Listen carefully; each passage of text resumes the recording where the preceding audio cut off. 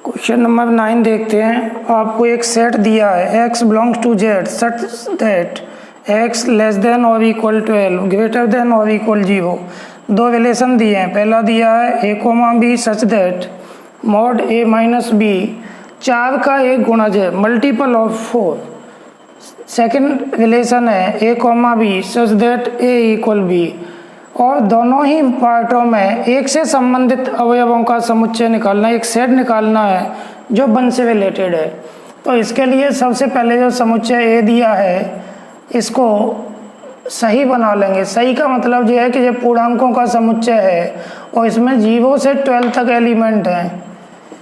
0 1 2 3 4 5 6 7 8 9 10 11 12। आपको सिद्ध करना है कि ये दोनों ही तुल्यता संबंध है, इक्विवेलेंस रिलेशन है। तो सबसे पहले स्वतुल्य चेक करते हैं। स्वतुल्य संबंध reflexive relation each A belongs to A के लिए सेट ए में से एक एलिमेंट ए ले लिया, A comma A belongs to R, this imply that A और बी, इसके स्थान पे ए और ए आएगा, मॉड ए माइनस ए 4 का गुणज है मल्टीपल ऑफ 4। 0 का मॉड 0 आता है, 4 का गुणज है और ये बात सही है कि ये 4 का गुणज है, अतः आर एक स्वतुल्य संबंध है। R is a reflexive relation. दूसरे नंबर पे सममित सिमेट्रिक रिलेशन, सममित संबंध। ये सभी और a comma b belongs to a के लिए a comma b belongs to R, this imply that A comma B belongs to R का मतलब पहले पार्ट में मॉड ए माइनस बी 4 का गुणज है मल्टीपल ऑफ 4। इसमें से माइनस कॉमन ले लिया तो बी माइनस ए 4 का गुणज है। 4 के गुणज का मतलब 4 का भाग चला जाए किसी संख्या में। ऐसे कोई 8 4 का गुणज है तो -8 भी 4 का गुणज होगा।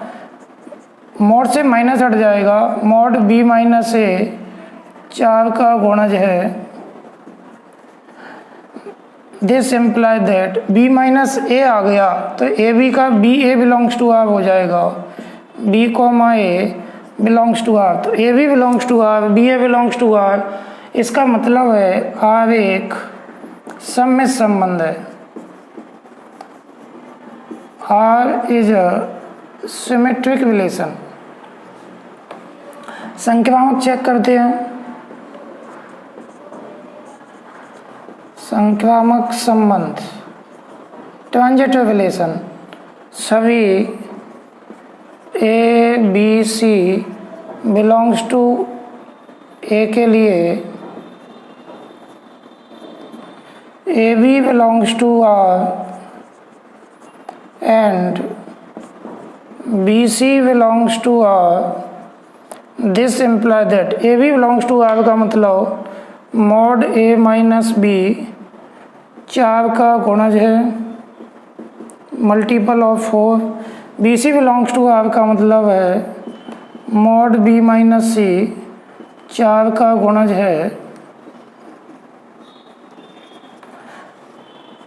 मॉड यदि हटा दिया जाए तो a माइनस बी 4 का गुणज है,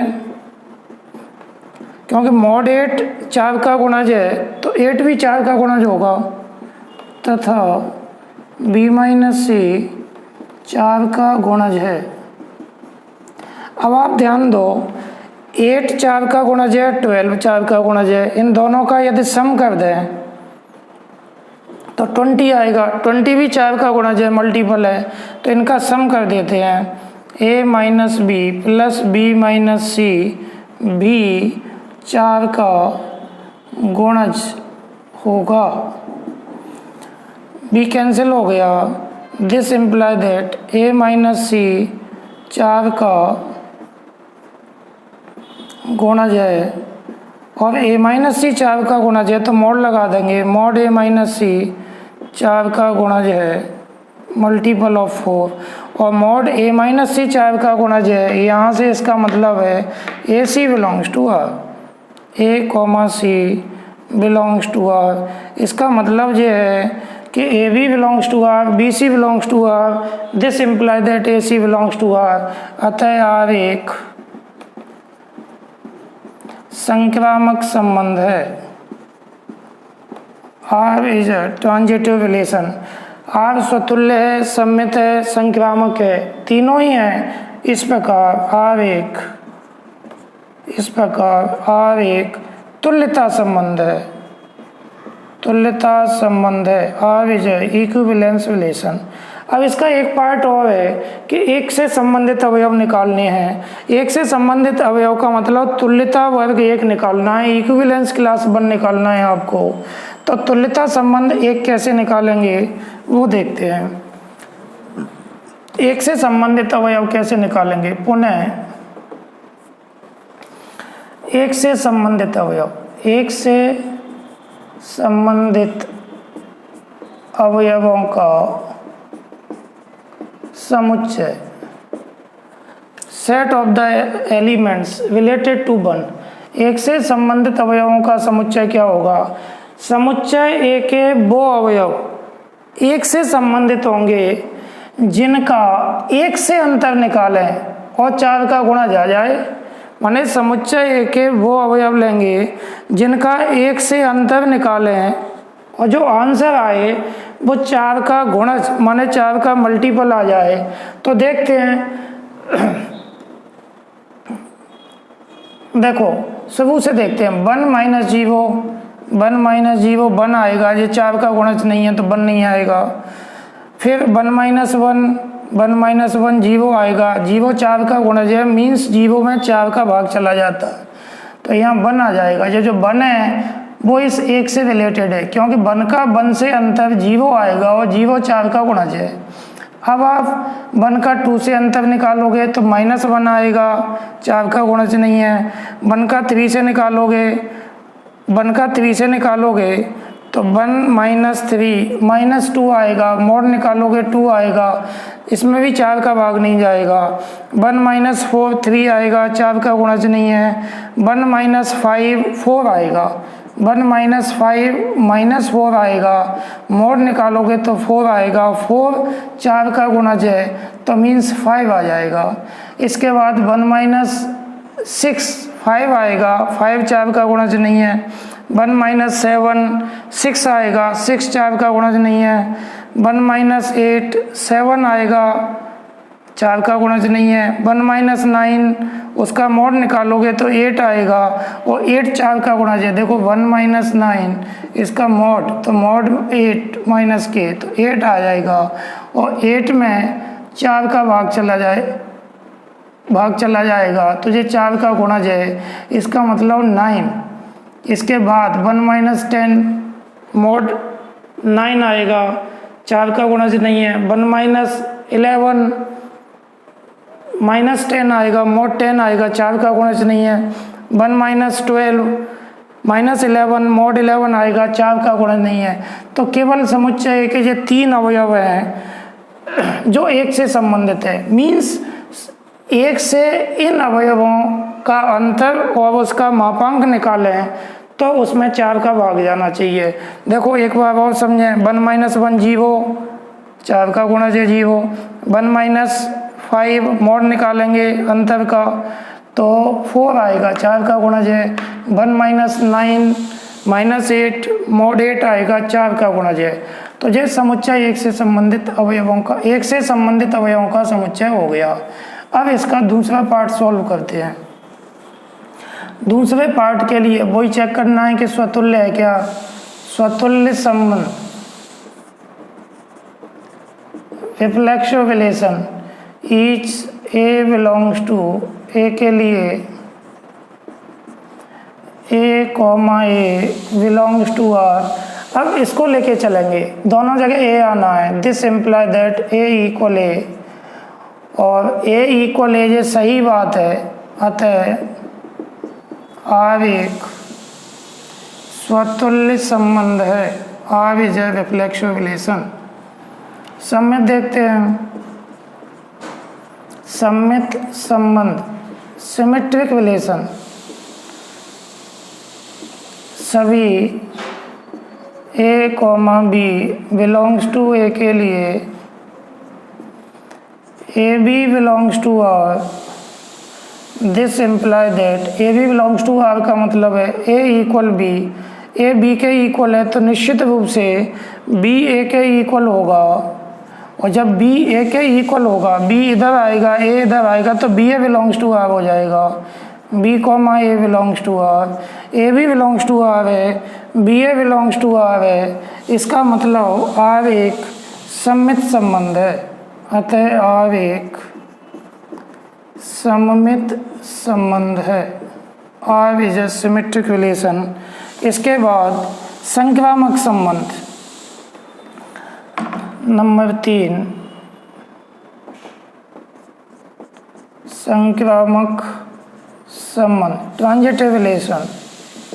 सभी A B C belongs to A के लिए A comma B belongs to R and B comma C belongs to R. This imply that, अब A B belongs to R का मतलब ए इक्वल बी, तथा B C belongs to R का मतलब B equal सी। अब आप ध्यान से देखो, ए बी के इक्वल है, बी सी के इक्वल है, तो निश्चित रूप से ए इक्वल सी होगा, और जब ए इक्वल सी हो जाएगा, ए इक्वल सी, तो A C belongs to R हो जाएगा। A comma C belongs to R, अतः आर एक संक्रामक संबंध है। R is a transitive relation. R स्वतुल्य संबंध है, सम्मित संबंध है, संक्रामक संबंध है। इस प्रकार आर एक तुल्यता संबंध है। तुल्यता मीन्स इक्विवेलेंस, तुल्यता संबंध है। R is equivalence relation. अब आपको इसके लिए भी एक से संबंधित अवयवों का समुच्चय निकालना है, तो एक से संबंधित, पुनः एक से संबंधित अवयवों का समुच्चय, set of element related to one. एक से संबंधित अवयवों का समुच्चय कैसे निकालेंगे, तो आप ध्यान दो, अब कि ए इक्वल बी लेके चलेंगे, समुच्चय ए के वो अवयव एक से संबंधित होंगे जो आपस में बराबर हों या जो वन के इक्वल हों। समुच्चय ए के वो अवयव एक से संबंधित होंगे जो एक के इक्वल हों। अब आप ध्यान से देखो, 1 0 के इक्वल नहीं है तो 0 नहीं आएगा, 1 1 के इक्वल है तो 1 आएगा। बाकी 1 न 2 के इक्वल है, न 3 के इक्वल है, न 4 के, न 5 के, न 6 के, न 7 के, न 8 के, न 9 के, न 10 के, न 11 के, न 12 के। तो केवल समुच्चय ए का एक अवयव 1 ऐसा है जो एक से संबंधित है। इससे निकालते ए इक्वल भी दिया है, तो एक से संबंधित अवयव समुच्चय ए के वो होंगे जो 1 के इक्वल होंगे। तो केवल एक अवयव 1 ऐसा है जो 1 के इक्वल है, तो एक से संबंधित अवयवों का समुच्चय हो गया 1। इसके बाद नेक्स्ट प्रॉब्लम अगले वीडियो में बताई जाएंगी। धन्यवाद।